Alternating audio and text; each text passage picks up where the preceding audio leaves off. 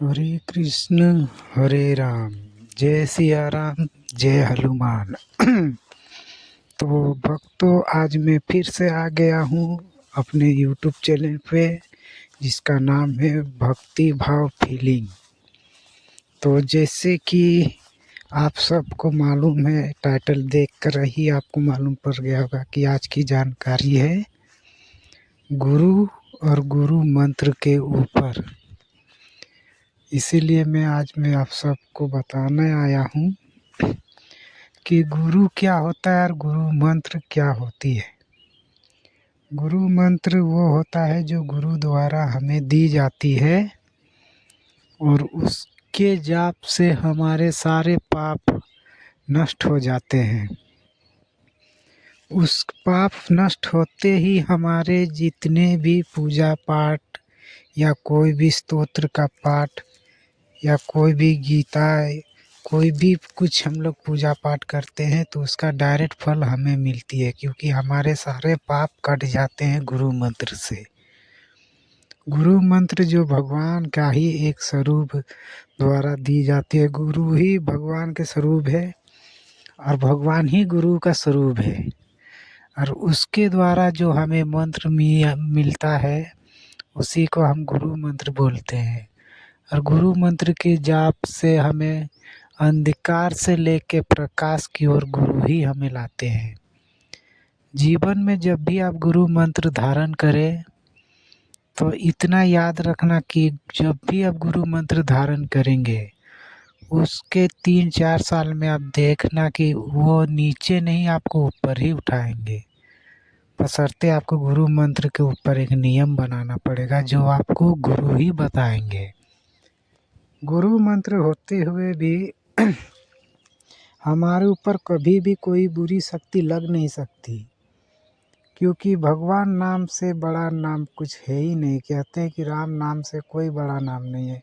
खुद श्री राम ने भी अपने नाम की महिमा नहीं जानी थी। इसलिए कहते हैं कि गुरु मंत्र से बड़ा कोई मंत्र नहीं है। अगर आपको गुरु कोई मंत्र दिया है तो वो आपके लिए गुरु मंत्र होता है, और आप यकीन मानिए वो आपके लिए ब्रह्मास्त्र है। आप किसी भी ग्रंथ में या किसी भी शास्त्र में आप देख लीजिए, गुरु मंत्र से कोई मंत्र बड़ा नहीं बताया गया है, क्योंकि गुरु मंत्र में 33 कोटि देवी देवता का समावेश होता है। इसलिए गुरु मंत्र को सर्वश्रेष्ठ मंत्र कहा गया है। उसे महामंत्र के दर्जा में रखा जाता है गुरु मंत्र को।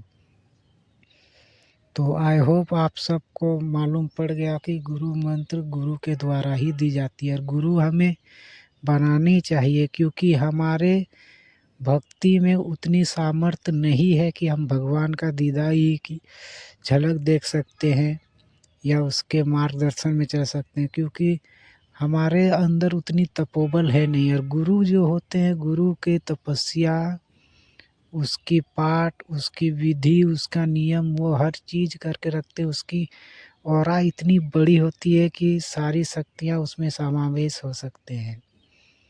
और गुरु ही उन लोगों को हम, अगर आप किसी भी देवी देवता की या किसी भी इष्ट की पूजा करते हैं तो वो इष्ट देवी या देवता हो, वो आपके समक्ष डायरेक्ट नहीं आ सकते हैं, क्योंकि आपके शरीर में उतनी तपोबल है नहीं कि आप उनकी एक झलक भी देख सकते हैं।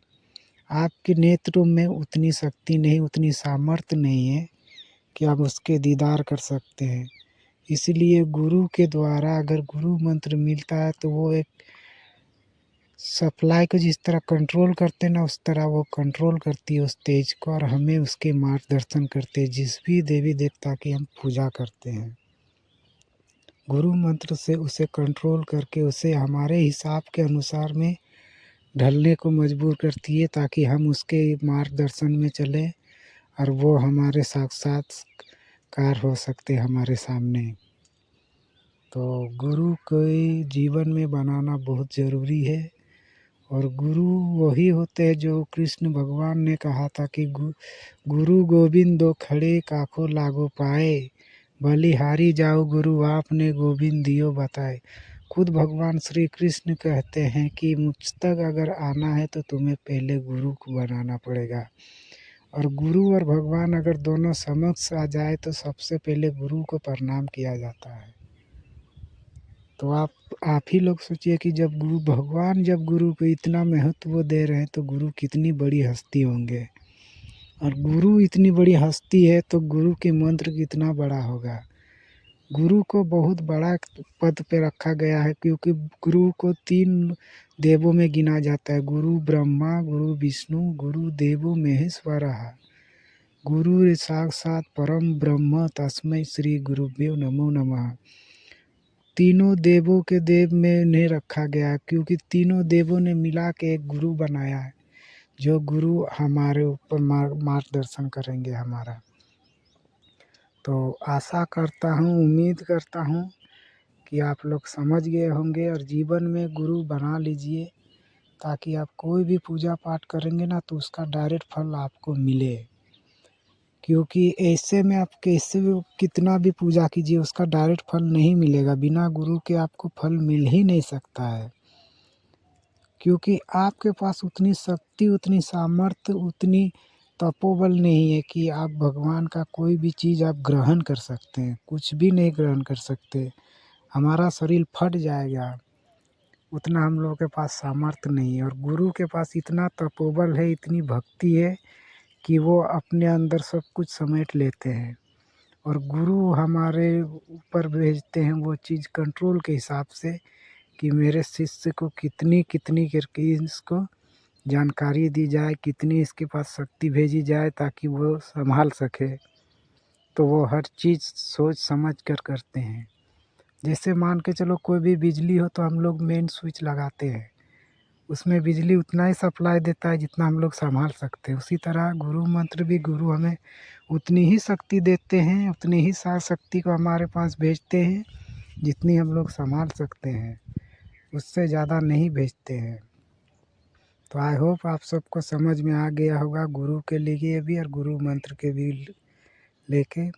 तो भाई को थोड़ा सपोर्ट करो, वीडियो को सब्सक्राइब करो, ताकि कुछ तो जानकारी, अगर 10 में से एक बात भी मेरी अच्छी लगे तो आप लोग सपोर्ट कीजिए, सब्सक्राइब कीजिए, ताकि मैं और भी वीडियो बना सकूं, और भी दूसरे भाइयों को मेरी बातें समझ में आए।